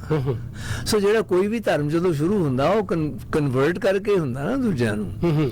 ਤੇ ਪਹਿਲੀ ਗੱਲ ਤਾਂ ਨਾ ਮੈਂ ਕਨਵਰਜਨ ਦੇ ਹੱਕ 'ਚ ਨਾ ਇਹਦੇ ਖਿਲਾਫ ਹੈ, ਇੰਡੀਵਿਜੂਅਲ ਚੁਆਇਸ ਹੈ ਲੋਕਾਂ ਦੀ ਜੀ। ਤੇ ਇਹਦੇ ਲਈ ਕਿਸੇ ਨਾਲ ਗੁੱਸੇ ਹੋਣ ਦੀ ਲੋੜ ਨਹੀਂ। ਤੁਸੀਂ ਆਪਣੇ ਮੁਲਕ ਦੇ, ਆਪਣੇ ਧਰਮ ਦੇ, ਆਪਣੇ ਇਲਾਕੇ ਦੇ ਹਾਲਾਤਾਂ ਨੂੰ ਚੰਗਾ ਬਣਾਓ ਤਾਂ ਕਿ ਲੋਕ ਹੋਰ ਕਿਸੇ ਗੱਲ ਬਾਰੇ ਸੋਚ ਹੀ ਨਾ ਸਕਣ, ਉਹ ਆਪਣੇ ਮੁਲਕ ਨੂੰ ਤਰੱਕੀਸ਼ੁਦਾ ਰਾਹ ਤੇ ਲਿਜਾਉਣ 'ਚ ਬਿਜ਼ੀ ਹੋਣ। ਦੇਖੋ ਨਾ, ਧਰਮ ਬਾਰੇ ਲੋਕ ਮਨੁੱਖ ਉਦੋਂ ਸੋਚਦੇ ਆ ਜਦੋਂ ਉਹਨਾਂ ਨੂੰ ਕੋਈ ਰਾਹਤ ਚਾਹੀਦੀ ਹੁੰਦੀ ਆ, ਥੋੜੀ ਉਹਨਾਂ ਨੂੰ ਤਸੱਲੀ, ਉਹਨਾਂ ਨੂੰ ਸ਼ਾਂਤੀ ਚਾਹੀਦੀ ਆ। ਜੇ ਤੁਸੀਂ ਸਮਾਜ ਹੀ ਇਦਾਂ ਦਾ ਵਧੀਆ ਬਣਾ ਦਿਓ ਕਿ ਉੱਥੇ ਰੋਟੀ ਮਿਲੇ, ਸਿਹਤ ਦੀਆਂ ਸੇਵਾਵਾਂ ਮਿਲਣ, ਸਕੂਲ ਹੋਣ, ਸੜਕਾਂ ਚੰਗੀਆਂ ਹੋਣ, ਹਸਪਤਾਲ ਚੰਗੇ ਹੋਣ, ਕਾਲਜ ਚੰਗੇ ਹੋਣ, ਤੇ ਜ਼ੁਲਮ ਨਾ ਹੋਵੇ, ਤੇ ਉੱਥੇ ਬਹੁਤ ਜਿਹੜੇ ਲੀਡਰ 100 ਕਾਰਾਂ ਨਾਲ ਲਈ ਫਿਰਦੇ ਆ ਉਹ ਨਾ ਲਈ ਫਿਰਨ, ਇਕੱਲੇ ਤੁਰਿਆ ਫਿਰ ਕਰਨ ਜਿੱਦਾਂ ਇੱਥੇ ਅਸੀਂ ਤੁਰੇ ਫਿਰਦੇ ਆ। ਜੇ ਇਹੋ ਜਿਹਾ ਮਾਹੌਲ ਹੋਵੇ ਤਾਂ ਕੋਈ ਮੇਰਾ ਕਨਵਰਜਨ ਬਾਰੇ ਸੋਚੇ ਹੀ ਨਾ। ਮੈਂ ਤਾਂ ਕਹਿੰਦਾ ਕੋਈ ਧਰਮ ਬਾਰੇ ਵੀ ਨਾ ਸ਼ਾਇਦ ਸੋਚੇ ਉਸ ਵੇਲੇ, ਕਿਉਂਕਿ ਧਰਮ 'ਚ ਬਹੁਤੇ ਲੋਕ ਮਨੁੱਖ ਉਸ ਕਰਕੇ ਜਾਂਦੇ ਆ ਕਿ ਸਾਨੂੰ ਥੋੜੀ ਜਿਹੀ ਸ਼ਾਂਤੀ ਮਿਲੇ। ਜੇ ਵੈਸੇ ਹੀ ਸਮਾਜ ਸ਼ਾਂਤ ਹੋਵੇ ਤਾਂ ਫਿਰ ਤਾਂ ਪੂਜਾ ਦੀ ਵੀ ਲੋੜ ਨਹੀਂ। ਬਿਲਕੁਲ ਠੀਕ ਹੈ। ਤੁਸੀਂ ਕੋਈ ਸਵਾਲ ਕਰਨਾ ਚਾਹੋ ਸਾਹਿਬ? ਜੀ ਬਿਲਕੁਲ, ਜਦੋਂ ਸੈਟੀਸਫੈਕਸ਼ਨ ਹੀ ਹੈਗੀ ਹੈ, ਜਦੋਂ ਤੁਸੀਂ ਵੈਸੇ ਹੀ ਖੁਸ਼ ਹੈਗੇ ਤਾਂ ਫਿਰ ਤੁਹਾਨੂੰ ਕੋਈ ਚੀਜ਼ ਬਦਲਣ ਦੀ ਲੋੜ ਵੈਸੇ ਹੀ ਨਹੀਂ ਹੈਗੀ। ਬਿਲਕੁਲ ਠੀਕ ਤੁਸੀਂ ਕਿਹਾ। ਦੁਸਾਂਝ ਸਾਹਿਬ, ਅਸੀਂ ਬੜੀ ਵਾਰੀ ਨੋਟਿਸ ਕਰਦੇ ਹਾਂ, ਅੱਗੇ ਪਹਿਲੇ ਅਸੀਂ ਕਦੀ ਟਰੈਵਲ ਕਰਦੇ ਹੁੰਦੇ ਸੀਗੇ ਤੇ ਬੱਸਾਂ ਵਿੱਚ ਵੀ ਬਹੁਤ ਟਰੈਵਲ ਕੀਤਾ ਹੋਇਆ, ਤੇ ਬੱਸ ਸਟਾਪ ਤੋਂ ਪਹਿਲੇ, ਬੱਸ ਚੜ੍ਹਨ ਤੋਂ ਪਹਿਲਾਂ ਬੁੱਕਸ ਖਰੀਦਣੀਆਂ, ਚੂਜ਼ ਕਰਨੀਆਂ ਕਿਹੜੀਆਂ ਬੁੱਕਸ ਲੈਣੀਆਂ ਹੈ, ਕਿਹੜੀ ਸਫ਼ਰ ਦੇ ਵਿੱਚ ਪੜ੍ਹਨੀ ਹੈ, ਜਾਂ ਅਸੀਂ ਬੱਚਿਆਂ ਨੂੰ ਵੀ ਦੇਖਦੇ ਰਹੇ ਹਾਂ, ਜਾਂ ਜਿਹੜੇ ਯੰਗਸਟਰਸ ਨੇ, ਬਜ਼ੁਰਗ ਸੀਗੇ, ਲੋਕਾਂ ਦੇ ਹੱਥਾਂ ਵਿੱਚ ਕਿਤਾਬਾਂ ਦੇਖਣ ਨੂੰ ਮਿਲਦੀਆਂ ਸੀਗੀਆਂ। ਹੁਣ ਲੋਕਾਂ ਦੇ ਹੱਥਾਂ ਵਿੱਚ ਸਿਵਾਏ ਸੈੱਲਫੋਨਸ ਤੋਂ ਕੁਝ ਦੇਖਣ ਨੂੰ ਨਹੀਂ ਮਿਲਦਾ, ਔਰ ਸੈੱਲਫੋਨਸ ਦੇ ਉੱਪਰ ਵੀ ਹਾਲਾਂਕਿ there is so much to read about, ਪਰ ਕੋਈ ਪੜ੍ਹਦਾ ਨਹੀਂ ਹੈ ਉਹਦੇ ਉੱਪਰ। ਲੋਕੀ ਗੇਮਸ ਖੇਲ ਰਹੇ ਹੈ, ਰੀਡਿੰਗ ਦੇ ਵਿੱਚ ਲੋਕਾਂ ਦਾ ਜਿਹੜਾ ਇੰਟਰਸਟ ਹੈ ਉਹ ਗੁਆਚਦਾ ਜਾ ਰਿਹਾ ਹੈ। ਔਰ ਕਈ ਵਾਰੀ ਅਸੀਂ ਦੇਖਦੇ ਹਾਂ ਕਿ ਲੋਕੀ ਜਿਹੜੇ ਆਪਣੇ ਬੱਚਿਆਂ ਨੂੰ ਕਈ ਵਾਰੀ ਸਵਿਮਿੰਗ ਵਗੈਰਾ ਤੇ ਪ੍ਰੈਕਟਿਸਿਸ ਵਗੈਰਾ ਤੇ ਲੈ ਕੇ ਜਾਂਦੇ ਆ, ਉਹ ਛੋਟੇ ਬੱਚੇ ਜਦੋਂ ਦੇਖਦੇ ਆ ਆਪਣੇ ਪੇਰੈਂਟਸ ਵੱਲ, ਕੋਈ ਜਿਸ ਉਹਨਾਂ ਨੇ ਕੁਝ ਫੀਟ ਆਪਣਾ ਕੀਤਾ ਹੁੰਦਾ ਹੈ ਕਿ ਪੇਰੈਂਟਸ ਦੇਖਣ ਸਾਨੂੰ, ਪਰ ਪੇਰੈਂਟਸ ਜਿਹੜੇ ਨੇ ਉਹ ਫੋਨਸ ਦੇ ਵਿੱਚ ਗੁਆਚੇ ਹੋਏ। ਕਿਤਾਬਾਂ ਤੋਂ ਜਿਹੜਾ ਹੈ ਨਾ ਲੋਕਾਂ ਦਾ ਜਿਹੜਾ ਲਿੰਕ ਟੁੱਟਦਾ ਜਾ ਰਿਹਾ ਹੈ, ਇਹ ਵੀ ਇੱਕ ਬੜਾ ਵੱਡਾ ਕਾਰਨ ਹੈਗਾ ਕਿ ਜਿਹੜੀ ਲੋਕਾਂ ਦੇ ਵਿੱਚ ਇਗਨੋਰੈਂਸ ਹੈਗੀ, ਜਿਹੜੀ ਨੌਲੇਜ ਦੀ ਕਮੀ ਹੈ, ਤੇ ਫਿਰ ਉਹ ਇਸ ਕਰਕੇ ਇਸ ਤਰ੍ਹਾਂ ਦੇ ਗਲਤ ਸਾਈਡ ਦੇ ਵਿੱਚ ਉਹ એનર્ਜੀ ਜਿਹੜੀ ਹੈ ਯੂਜ਼ ਹੁੰਦੀ ਹੈ। No, that's true। ਜੇ ਤੁਸੀਂ ਆਪਾਂ ਪੰਜਾਬੀਆਂ ਦੀ ਗੱਲ ਕਰਦੇ ਆ ਨਾ, ਵੈਸੇ ਪੰਜਾਬੀਆਂ ਦੇ ਵਿੱਚ ਬਹੁਤ ਵੱਡੇ ਵੱਡੇ ਸਾਹਿਤਕਾਰ ਹੋਏ ਆ, ਰਾਈਟਰ ਹੋਏ ਆ, ਭਾਵੇਂ ਗੁਰੂਆਂ ਨੂੰ ਲੈ ਲਓ ਤੇ ਭਾਵੇਂ ਜਿਹੜੇ ਸੈਕੂਲਰ ਰਾਈਟਰਸ ਹੋਏ ਆ, ਨਾਨਕ ਸਿੰਘ ਨਾਵਲਿਸਟ ਵਰਗੇ ਹੋਏ ਆ, ਉਹਨਾਂ ਨੂੰ ਲੈ ਲਓ, ਤੇ ਹਿੰਦੁਸਤਾਨ 'ਚ ਵੀ ਮੁਨਸ਼ੀ ਪ੍ਰੇਮ ਚੰਦ ਨੂੰ ਲੈ ਲਓ, ਬਹੁਤ ਵੱਡੇ ਸਾਹਿਤਕਾਰ ਹੋਏ ਆ। ਲੇਕਿਨ ਪੰਜਾਬ ਦਾ ਖਾਸ ਕਰਕੇ ਬਹੁਤਾ ਕਿਤਾਬਾਂ ਨਾਲ ਪਿਆਰ ਨਹੀਂ ਰਿਹਾ ਹੈ। ਇਹ ਕੋਈ ਨਵੀਂ ਗੱਲ ਨਹੀਂ ਹੈ ਜੀ। ਅੱਜ ਤਾਂ ਹੁਣ ਤਾਂ ਦੇਖੋ ਇੱਥੇ ਸੈਕੰਡ ਜਨਰੇਸ਼ਨ ਬੱਚੇ ਆ, ਪਹਿਲੀ ਜਨਰੇਸ਼ਨ ਦੇ ਵੀ ਪੜ੍ਹੇ ਲਿਖੇ ਲੋਕ ਆਏ ਹੋ ਆ। ਹੁਣ ਤੁਸੀਂ ਲੋਕਾਂ ਦੇ ਘਰਾਂ ਜਾਓ ਤੇ ਤੁਹਾਨੂੰ ਕਿਤਾਬਾਂ ਦੀ ਸ਼ੈਲਫ ਮਿਲਦੀ ਹੈ ਕੋਈ ਬਹੁਤੇ ਘਰਾਂ 'ਚ। ਲੇਕਿਨ ਜਦੋਂ ਮੈਂ 68-69 'ਚ ਆਇਆ, ਜਦੋਂ ਲੋਕਾਂ ਦੇ ਘਰ ਜਾਈਦਾ ਸੀ ਤੇ ਕਿਤਾਬਾਂ ਦੀ ਤੁਹਾਨੂੰ ਸ਼ੈਲਫ ਨਹੀਂ ਸੀ ਮਿਲਦੀ। ਜੀ। ਸੋ ਪਹਿਲੀ ਗੱਲ ਤਾਂ ਇਹ ਹੈ ਕਿ ਸਾਡੇ ਕਲਚਰ 'ਚ ਕਿਤਾਬਾਂ ਨੂੰ ਬਹੁਤੀ ਮਹੱਤਤਾ ਨਹੀਂ ਦਿੱਤੀ ਜਾਂਦੀ ਜੀ। ਅਸੀਂ ਜਿਹੜੇ ਗ੍ਰੰਥ ਆ ਨਾ, ਉਹਨਾਂ ਨੂੰ ਅਸੀਂ ਪੂਜਦੇ ਆ, ਸਮੇਟ ਕੇ ਰੱਖ ਕੇ ਮੱਥਾ ਟੇਕਦੇ ਆ, ਲੇਕਿਨ ਉਹਨਾਂ ਨੂੰ ਵੀ ਬਹੁਤਾ ਘੋਖਦੇ ਨਹੀਂ ਹੈ ਜੀ। ਸੋ ਪਹਿਲੀ ਗੱਲ ਤਾਂ ਕਿਤਾਬਾਂ ਨਾਲ ਪਿਆਰ ਪਾਉਣਾ ਚਾਹੀਦਾ, ਤੇ ਦੂਜੀ ਗੱਲ ਸਮਾਜ ਨੂੰ ਇਹੋ ਜਿਹਾ ਬਣਾਉਣਾ ਚਾਹੀਦਾ ਜਿੱਥੇ ਇੱਕ ਦੂਜੇ ਨਾਲ ਵਿਚਾਰ ਵਟਾਂਦਰਾ ਫ੍ਰੀਲੀ ਕਰ ਸਕੇ, ਤਾਂ ਕਿ ਕੋਈ ਇਹ ਨਾ ਕਹੇ ਤੁਸੀਂ ਆਹ ਗੱਲ ਕਰ ਹੀ ਨਹੀਂ ਸਕਦੇ ਹੈ। ਹਰ ਮਨੁੱਖ ਨੂੰ ਹਰ ਗੱਲ ਕਰਨ ਦਾ ਹੱਕ ਹੋਣਾ ਚਾਹੀਦਾ, ਚਾਹੇ ਉਹ ਕੋਈ ਚੰਗੀ ਹੋਵੇ ਜਾਂ ਮਾੜੀ ਹੋਵੇ। ਜੇ ਕੋਈ ਮਾੜੀ ਗੱਲ ਕਰਦਾ ਉਹਦਾ ਜਵਾਬ ਦਿਓ, ਡੰਡੇ ਨਾਲ ਕੁੱਟਣ ਦੀ ਜ਼ਰੂਰਤ ਨਹੀਂ। ਸੋ ਅਸੀਂ ਜਿਹੜਾ ਨਾ, ਸਾਡਾ ਜਿਹੜਾ ਕਲਚਰ ਹੈ ਉਹ ਥੋੜਾ ਜਿਹਾ ਡੰਡਾ ਕਲਚਰ ਹੈ। ਅਸੀਂ ਬਹਿਸ ਮੁਬਾਸੇ 'ਚ ਘੱਟ ਯਕੀਨ ਕਰਦੇ ਹਾਂ ਤੇ ਡੰਡੇ 'ਚ ਜ਼ਿਆਦਾ ਕਰਦੇ ਹਾਂ। ਸੋ ਸਾਡਾ ਕਲਚਰ ਜਿਹੜਾ ਇਹਨੂੰ ਚੇਂਜ ਕਰਨਾ ਚਾਹੀਦਾ। ਮੈਂ ਇੱਥੇ ਦੇ ਇਕੱਲੇ ਕਲਚਰ ਦੀ ਗੱਲ, ਮੈਂ ਤਾਂ ਪੰਜਾਬ ਦੇ ਕਲਚਰ ਦੀ ਗੱਲ ਕਰਦਾ ਜਿਹੜਾ ਅਸੀਂ ਇੱਥੇ ਲੈ ਕੇ ਆਉਂਦੇ ਹਾਂ। ਤੇ ਅਸੀਂ ਜਿਹੜੀ ਅਸਹਿਣਸ਼ੀਲਤਾ ਹੈਗੀ ਸਾਡੇ ਕਲਚਰ ਦੀ, ਉਹ ਬੜੀ ਭੈੜੀ ਆ। ਦੇਖੋ ਨਾ, ਇੱਕ ਔਰਤ ਦੁੱਖ ਨਿਵਾਰਨ ਗੁਰਦੁਆਰੇ ਪਟਿਆਲੇ, ਇੱਕ ਬਿਮਾਰ ਔਰਤ, ਜੇ ਔਰਤ ਬਿਮਾਰ ਨਾ ਹੁੰਦੀ ਤਾਂ ਉਹ ਕਿਉਂ ਸਿਗਰਟ ਤਾਂ ਸ਼ਰਾਬ ਲੈ ਕੇ ਗੁਰਦੁਆਰੇ ਦੇ ਆਲੇ ਦੁਆਲੇ ਐਡਿਕਸ਼ਨ ਦੀ ਸ਼ਿਕਾਰ ਸੀ ਉਹ। ਸੋ ਉਹਦੀ ਹੈਲਪ ਕਰਨੀ ਚਾਹੀਦੀ ਸੀ, ਉਹਨੂੰ ਬਾਹਰ ਹਸਪਤਾਲ ਲੈ ਕੇ ਜਾਣਾ ਚਾਹੀਦਾ ਸੀ, ਪਿਆਰ ਨਾਲ ਉਹਦੇ ਨਾਲ ਪੇਸ਼ ਹੋਣਾ ਚਾਹੀਦਾ ਸੀ। ਹਾਂ, ਰਾਦਰ ਦਿਨ ਉਹਨੂੰ ਸ਼ੂਟ ਕਰਨ ਦੀ ਲੋੜ ਸੀ। ਸੋ ਉਹ ਇਹੋ ਜਿਹੜੀਆਂ ਚੀਜ਼ਾਂ, ਫਿਰ ਉਸ ਤੋਂ ਬਾਅਦ ਉਹਨੂੰ ਗਲੋਰੀਫਾਈ ਕਰਨਾ ਉਹਦੇ ਐਕਸ਼ਨ ਨੂੰ। ਐਬਸੋਲੂਟਲੀ। ਦੇਖੋ ਨਾ, ਸਾਡਾ ਜਿਹੜਾ ਅਸੀਂ ਕਹਿੰਦੇ ਸਾਡਾ ਧਰਮ ਜਿਹੜਾ ਹੈ, ਸਾਡਾ ਕਲਚਰ ਜਿਹੜਾ ਬਹੁਤ ਵੱਡੇ ਦਿਲ ਵਾਲਾ, ਬਹੁਤ ਖੁੱਲੇ ਦਿਲ ਵਾਲਾ, ਤੇ ਗੁਰੂ ਤਾਂ ਬਹੁਤ ਸਾਰਿਆਂ ਨੂੰ ਮਾਫ ਕਰ ਦਿੰਦੇ ਹੁੰਦੇ ਸੀ ਜੀ, ਤੇ ਸਾਡੇ 'ਚ ਮਾਫ ਕਰਨ ਦੀ ਸ਼ਕਤੀ ਹੈ ਨਹੀਂ ਜੀ। ਤੋ ਇਹ ਜਿਹੜੀਆਂ ਚੀਜ਼ਾਂ ਸਾਨੂੰ ਇਹ ਪੈਦਾ ਕਰਨੀਆਂ ਚਾਹੀਦੀਆਂ। ਲਓ ਜੀ, ਸਾਡੀ ਗੱਲਬਾਤ ਹੋ ਰਹੀ ਹੈ ਉਜਲ ਦੋਸਾਂਝ ਸਾਹਿਬ ਦੇ ਨਾਲ, ਔਰ ਇਹਨਾਂ ਨੇ ਇਹ ਨਾਵਲ ਜਿਹੜਾ ਲਿਖਿਆ ਹੈ ਬੜਾ ਖੂਬਸੂਰਤ, ਜਿਸ ਤਰ੍ਹਾਂ ਮੀਨਾਕਸ਼ੀ ਹੋਰਾਂ ਨੇ ਕਿਹਾ ਜੀ ਕਿ ਬੜਾ ਖੂਬਸੂਰਤ ਟਾਈਟਲ ਹੈ ਇਸਦਾ, ਦ ਪਾਸਟ ਇਜ਼ ਨੈਵਰ ਡੈਡ। ਇਸ ਤੋਂ ਪਹਿਲਾਂ ਕਿ ਅੱਗੇ ਵਧੀਏ, ਇਹ ਅਵੇਲੇਬਲ ਹੈ Amazon ਤੇ ਕਿੱਥੇ ਕਿੱਥੇ ਮਿਲ ਸਕਦਾ ਜਾਂ ਹਜੇ ਟਾਈਮ ਲੱਗੇ? ਇਹ ਬਹੁਤ ਸਾਰੇ ਪਲੇਟਫਾਰਮਸ ਤੇ ਮਿਲਦਾ, Amazon ਤੇ ਇਲੈਕਟ੍ਰੋਨਿਕ ਇਹਦੀ ਵਰਜ਼ਨ ਇਸ ਵੇਲੇ ਮਿਲਦੀ ਹੈ, ਲੇਕਿਨ ਦੂਜੀ ਵੀ ਮਿਲੂਗੀ। ਤੇ ਬੁੱਕਸ ਵੀ ਬੜੀ ਜਲਦੀ ਆਣਗੇ ਇੱਥੇ, ਤੁਸੀਂ ਜਿਹੜੀਆਂ ਪ੍ਰਿੰਟਡ ਇੱਥੇ ਤਾਂ ਜਿਹੜੇ ਬੁੱਕ ਸੈਲਰਸ ਉਹ ਸ਼ਾਇਦ ਨਾ ਮੰਗਾਉਣ, ਠੀਕ ਹੈ, ਲੇਕਿਨ ਤੁਹਾਨੂੰ ਜਿਹੜੀਆਂ ਹੈਗੇ ਪਲੇਟਫਾਰਮ ਸਾਰਿਆਂ ਤੇ ਮਿਲਦੀ ਹੈ। ਠੀਕ ਹੈ ਜੀ। ਅਸੀਂ ਬਹੁਤ ਸਾਲ ਪਹਿਲਾਂ ਸਾਡੇ ਇੱਕ ਦੋਸਤ ਹੈ ਜੀ ਉੱਥੇ ਲੋਕ ਗੀਤ ਪ੍ਰਕਾਸ਼ਨ ਵਾਲੇ ਯੂਨੀਸਟਾਰ ਬੁੱਕਸ ਵਾਲੇ ਮਿਸਟਰ ਜੈਨ ਜੀ, ਤੋਂ ਅਸੀਂ ਗਏ ਹੋਏ ਸੀ ਇੰਡੀਆ, तो मजाक ਚ ਮੈਨੂੰ ਕਹਿਣ ਲੱਗੇ ਕਿ ਸੈਣੀ ਸਾਹਿਬ ਉਹਨਾਂ ਬਹੁਤ ਵੱਡਾ ਹੀ is one of the largest publisher in Punjab. ਉਹ ਕਹਿਣ ਲੱਗੇ ਜੀ ਮੈਂ ਕੁਝ ਬੁੱਕਸ ਭੇਜ ਦਿੰਨਾ, ਤੁਸੀਂ ਉੱਥੇ ਬੁੱਕਸ ਹੀ ਵੇਚਿਆ ਕਰੋ, ਕਿਉਂਕਿ ਮੈਂ ਹੁਣ ਐਮਏ ਪੰਜਾਬੀ ਕੀਤੀ, ਐਮਏ ਇੰਗਲਿਸ਼ ਕੀਤੀ, ਸਾਡਾ ਲਿਟਰੇਚਰ ਨਾਲ ਇੱਕ ਰੁਚੀ ਤੇ ਹੈ ਹੀ ਹੈ। ਤਾਂ ਮੈਂ ਕਿਹਾ ਭੇਜੋ ਜੀ ਪੱਕਾ। ਉਹਨਾਂ ਨੇ ਕੋ ਸਾਨੂੰ ਮੈਂ ਕਿਹਾ 20-25 ਹਜ਼ਾਰ ਬੁੱਕਸ ਭੇਜਤੀਆਂ, ਔਰ ਅਸੀਂ ਜਦੋਂ ਉੱਥੇ ਗਏ ਲੈਣ ਵਾਸਤੇ ਕਸਟਮ ਆਈ ਤੇ ਦੇਖ ਕੇ ਦੰਗ ਰਹਿ ਗਏ ਵੀ ਇੰਨੀ ਜ਼ਿਆਦਾ ਬੁੱਕਸ ਆ ਗਈਆਂ, ਕਰਾਂਗੇ ਕੀ। ਕਈ ਸਾਲ ਅਸੀਂ ਉਹ ਬਕਾਇਦਾ ਉਹਨਾਂ ਬੁੱਕਸ ਨੂੰ ਸਜਾ ਕੇ ਰੱਖਿਆ, ਫਿਰ ਅਸੀਂ ਬੁੱਕ ਫੇਅਰ ਵੀ ਲਗਾਏ ਇੱਥੇ, ਔਰ ਮੈਨੂੰ ਯਾਦ ਹੈ ਸੁਰਜੀਤ ਪਾਤਰ ਸਾਹਿਬ ਆਏ ਇੱਕ ਵਾਰੀ, ਸਮੇਂ ਸਿਰ ਅਸੀਂ ਜਿਹੜੇ ਰਾਈਟਰਸ ਆਉਂਦੇ ਸੀ, ਔਰ ਸਾਨੂੰ ਖੁਸ਼ੀ ਹੋਈ ਕਿ ਵੱਡੀ ਗਿਣਤੀ ਚ ਲੋਕ ਆ ਕੇ ਬੁੱਕਸ ਖਰੀਦਦੇ ਵੀ ਸੀ। ਨਤੇਜ ਭਾਰਤੀ ਸਾਹਿਬ ਆਏ ਸੀਗੇ, ਭਾਰਤੀ ਸਾਹਿਬ ਆਏ ਜਦੋਂ ਸਮੇਂ ਸਿਰ ਅਸੀਂ ਉਹ ਫਿਰ ਸੋ ਕੋਈ ਜਗ੍ਹਾ ਦੀ ਕਮੀ ਹੋਣ ਲੱਗ ਪਈ, ਦਫ਼ਤਰ ਛੋਟਾ ਸੀ, ਪਰ ਫਾਈਨਲੀ ਸਾਨੂੰ ਖੁਸ਼ੀ ਹੈ ਕਿ ਅਸੀਂ ਉਹਨਾਂ ਬੁੱਕਸ ਨੂੰ ਇੱਥੇ ਬਜ਼ੁਰਗਾਂ ਦੀ ਇੱਕ ਐਸੋਸੀਏਸ਼ਨ ਹੈ ਸਾਡੇ, ਉਹਨਾਂ ਨੂੰ ਦੇ ਤੋਂ ਲਾਇਬ੍ਰੇਰੀ ਬਣਾਈ ਹੈ ਜੀ। ਤੋ ਇਹ ਬੜਾ ਇੱਕ ਚੰਗੀ ਗੱਲ ਹੈ ਕਿ ਬੁੱਕਸ ਦੇ ਪ੍ਰਤੀ ਜਿਹੜਾ ਸਾਡਾ ਮੋਹ ਪਿਆਰ ਹੈ ਬਣਿਆ ਰਹਿਣਾ ਚਾਹੀਦਾ ਹੈ। ਇਸ ਤੋਂ ਪਹਿਲਾਂ ਕਿ ਅਸੀਂ ਨਾਵਲ ਬਾਰੇ ਗੱਲ ਜਾਰੀ ਰੱਖੀਏ, ਮੈਂ ਚਾਹਾਂਗਾ ਇੱਕ ਹੋਰ ਟਾਪਿਕ ਤੇ ਗੱਲ ਕਰੀਏ। ਨਾਲ ਰਮਿੰਦਰ ਦੋਸਾਂਝ ਜੀ ਸਾਡੇ ਨਾਲ ਬੈਠੇ ਹੋਏ ਨੇ। ਤੋ ਇਹ ਜਿਹੜਾ ਇਹਨਾਂ ਦਾ ਜਿਹੜੀ ਇਹ ਜਿਹੜਾ ਕਪਲ ਹੈ, ਇਹਨਾਂ ਦਾ ਇੱਕ ਬੜਾ ਲੰਬਾ ਇੱਕ ਜਰਨੀ ਹੈ। ਮੇਰੇ ਖਿਆਲ ਥੋੜੀ ਪਰਿਵਾਰਕ ਬਾਰੇ ਵੀ ਗੱਲ ਜ਼ਰੂਰ ਕਰੀਏ, ਇਹਨਾਂ ਤੋਂ ਅੱਜ ਮੌਕਾ ਮਿਲਿਆ। ਤੇ ਅਸੀਂ ਕਈ ਵਾਰੀ ਦੇਖਦੇ ਹਾਂ ਕਿ ਜਦੋਂ ਕਪਲ ਯੰਗ ਹੁੰਦੇ ਆ, ਉਹਨਾਂ 'ਚ ਬਲਬਲਾ ਹੁੰਦਾ ਜੀਵਨ 'ਚ ਕੁਝ ਬਣਨ ਦਾ, ਪਰ ਨਾਲ ਦੀ ਨਾਲ ਹੀ ਪਰਿਵਾਰ ਉਹ ਵੀ ਓਨਾ ਹੀ ਜ਼ਰੂਰੀ ਹੈ, ਉਸ ਨੂੰ ਨਾਲ ਲੈ ਕੇ ਚੱਲਣਾ। ਤਾਂ ਮੈਨੂੰ ਦੱਸਦਿਆਂ ਬੜੀ ਖੁਸ਼ੀ ਹੈ ਜੀ ਕਿ ਇਹਨਾਂ ਦੇ ਬੱਚੇ ਵੀ ਹੁਣ ਆਪਣੇ ਵੈਲ ਸੈਟਲਡ ਨੇ, ਅੱਗੇ ਇਹਨਾਂ ਦੇ ਗ੍ਰੈਂਡ ਚਿਲਡਰਨ ਵੀ ਨੇ, ਪਰ ਇਹਨਾਂ ਦੋਨਾਂ ਦਾ ਜਿਹੜਾ ਸਾਥ ਹੈ ਉਹ ਦੇਖ ਕੇ ਬੜਾ ਮਨ ਨੂੰ ਅੱਛਾ ਲੱਗਦਾ ਹੈ ਕਿ ਇਹ ਤੋਂ ਇਹਨਾਂ ਦੀ ਆਪਣੀ ਜਰਨੀ ਜਿਹੜੀ ਹੈ। ਤਾਂ ਮੈਂ ਚਾਹਾਂਗਾ ਜੀ, ਦੋਸਾਂਝ ਸਾਹਿਬ ਬੜੇ ਬਿਜ਼ੀ ਰਹੇ ਪੋਲਿਟਿਕਸ ਦੇ ਵਿੱਚ, ਐਕਚੁਅਲੀ ਤਾਂ ਤੁਸੀਂ ਵੀ ਬਹੁਤ ਹੁੰਦੇ ਸੀ, ਤੁਹਾਡੇ ਬਾਰੇ ਵੀ ਬਹੁਤ ਅਸੀਂ ਜਾਣਦੇ ਹਾਂ ਕਿ ਤੁਸੀਂ ਪ੍ਰੋਗਰੈਸਿਵ ਥਾਟ ਦੇ ਸੀ, ਤੁਸੀਂ ਵੀ ਬਹੁਤ ਕੰਮ ਕੀਤਾ ਆਪਣੇ ਲੈਵਲ ਤੇ, ਪਰ ਇੱਕ ਤੁਸੀਂ ਇਹਨਾਂ ਦੇ ਨਾਲ ਚਟਾਨ ਵਾਂਗ ਖੜੇ ਰਹੇ, ਪਰ ਪਰਿਵਾਰ ਨੂੰ ਵੀ ਨਾਲ ਜੋੜ ਕੇ ਰੱਖਿਆ। ਤੋ ਜਿਹੜੇ ਇਸ ਏਜ 'ਚ ਨਾ ਹੁਣ ਜਿਹੜੇ ਮਾਪੇ ਕੱਲ ਨੂੰ ਬੱਚੇ ਵਿਆਹੇ ਜਾਣਗੇ, ਉਹਨਾਂ ਦੀ ਆਪਣੀ ਜੀਵਨ ਸ਼ੁਰੂ ਹੋ ਜਾਏਗਾ, ਇਹ ਜਿਹੜਾ ਪਰਿਵਾਰ ਨੂੰ ਜੋੜ ਕੇ ਰੱਖਣ ਦਾ ਕੰਮ ਇੱਕ ਕੀ ਪਰਸਨ ਘਰ 'ਚ ਕਰਦਾ, ਉਹ ਤੁਹਾਡੇ ਹਿੱਸੇ ਆਇਆ।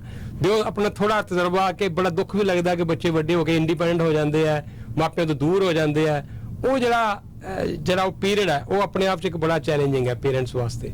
ਤਾਂ ਤੁਹਾਡੀ ਕੋਈ ਉਹਦੇ ਬਾਰੇ ਸਾਨੂੰ ਦਿਓ ਜਾਣਕਾਰੀ। ਤੁਹਾਡੀ ਗੱਲ ਇਹ ਤਾਂ ਬਿਲਕੁਲ ਠੀਕ ਹੈਗੀ ਕਿ ਪੇਰੈਂਟਿੰਗ ਜਿਹੜੀ ਹੈਗੀ ਹੈ ਇਹ ਇੱਕ ਕਾਫੀ ਚੈਲੰਜਿੰਗ ਚੀਜ਼ ਆ, ਖਾਸ ਤੌਰ ਤੇ ਅਸੀਂ ਜਦੋਂ ਗਰੋ ਅਪ ਹੋ ਰਹੇ ਸੀਗੇ ਔਰ ਵਿਆਹ ਤੋਂ ਪਹਿਲਾਂ ਕਿਸੇ ਨੇ ਸਾਨੂੰ ਨਹੀਂ ਸੀ ਦੱਸਿਆ, ਜਾਂ ਕੋਈ ਕੋਰਸ ਨਹੀਂ ਸੀ, ਜਾਂ ਘਰ ਦੇ ਵਿੱਚ ਵੀ ਕਦੀ ਬਹੁਤੀ ਗੱਲ ਨਹੀਂ ਹੁੰਦੀ, ਇਹ ਕਹਿ ਦਿੰਦੇ ਜੀ ਤੁਹਾਡਾ ਹੁਣ ਵਿਆਹ ਹੋਣਾ ਆ, ਜਾਂ ਅਰੇਂਜ ਜੇ ਮੈਰਿਜ ਹੋਵੇ ਤਾਂ, ਲੇਕਿਨ ਇਹ ਨਹੀਂ ਦੱਸਿਆ ਜਾਂਦਾ ਵੀ ਕਿਸ ਕਿਸਮ ਦੀਆਂ ਜ਼ਿੰਮੇਵਾਰੀਆਂ ਇਸ ਦੇ ਨਾਲ ਆਉਂਦੀਆਂ, ਔਰ ਤੁਸੀਂ ਕਿਸ ਤਰੀਕੇ ਨਾਲ ਉਹਨਾਂ ਨੂੰ ਚੰਗੀ ਤਰ੍ਹਾਂ ਨਿਭਾ ਸਕਦੇ ਆ, ਬੱਚਿਆਂ ਦੀ ਪਰਵਰਿਸ਼ ਕਿਸ ਤਰ੍ਹਾਂ ਚੰਗੀ ਤਰ੍ਹਾਂ ਕਰ ਸਕਦੇ ਆ। ਇਹ ਚੀਜ਼ਾਂ ਘੱਟ ਹੀ ਘਰਾਂ ਦੇ ਵਿੱਚ ਡਿਸਕਸ ਹੁੰਦੀਆਂ। ਸੋ ਤੁਸੀਂ ਆਪੇ ਟ੍ਰਾਇਲ ਐਂਡ ਐਰਰ ਨਾਲ ਸਿੱਖਦੇ ਆ, ਕਈ ਚੀਜ਼ਾਂ ਤੁਸੀਂ ਚੰਗੀ ਤਰ੍ਹਾਂ ਸੰਭਾਲ ਲੈਂਦੇ ਆ ਘਰ ਦੇ ਵਿੱਚ, ਲੇਕਿਨ ਕਈ ਚੀਜ਼ਾਂ ਬਾਅਦ ਵਿੱਚ ਹੁਣ ਅਸੀਂ ਬੈਠ ਕੇ ਕਦੀ ਸੋਚੀਦਾ, ਕਹਿੰਦੇ ਸਾਨੂੰ ਪਤਾ ਹੀ ਨਹੀਂ ਸੀ ਹੁੰਦਾ ਵੀ ਕਿਸ ਤਰ੍ਹਾਂ ਬੱਚਿਆਂ ਨੂੰ ਦਾ ਪਾਲਣ ਪੋਸ਼ਣ ਚੰਗੀ ਤਰ੍ਹਾਂ ਕਰਨਾ ਹੁੰਦਾ। ਸੋ ਤੇ ਦੂਜੀ ਚੀਜ਼ ਇਹ ਹੈਗੀ ਆ ਵੀ ਜਦੋਂ ਤੁਹਾਡਾ ਵਿਆਹ ਹੁੰਦਾ ਆ, ਤੁਸੀਂ ਇੱਕ ਦੂਜੇ ਨਾਲ ਆਪਣਾ ਸਾਥੀ ਇੱਕ ਦੂਜੇ ਨੂੰ ਚੁਣਦੇ ਆ ਔਰ ਉਹਦੇ ਨਾਲ ਰਹਿਣ ਦਾ ਕੰਮ ਕਰਨੇ, ਉਹਦੇ ਵਿੱਚ ਤੁਹਾਨੂੰ ਇਸ ਚੀਜ਼ ਲਈ ਪਹਿਲਾਂ ਤਿਆਰ ਹੋਣਾ ਚਾਹੀਦਾ ਹੈ ਵੀ ਤੁਸੀਂ ਇੱਕ ਦੂਜੇ ਦਾ ਸਾਥ ਚੰਗੀ ਤਰ੍ਹਾਂ ਨਿਭਾ ਸਕੋ।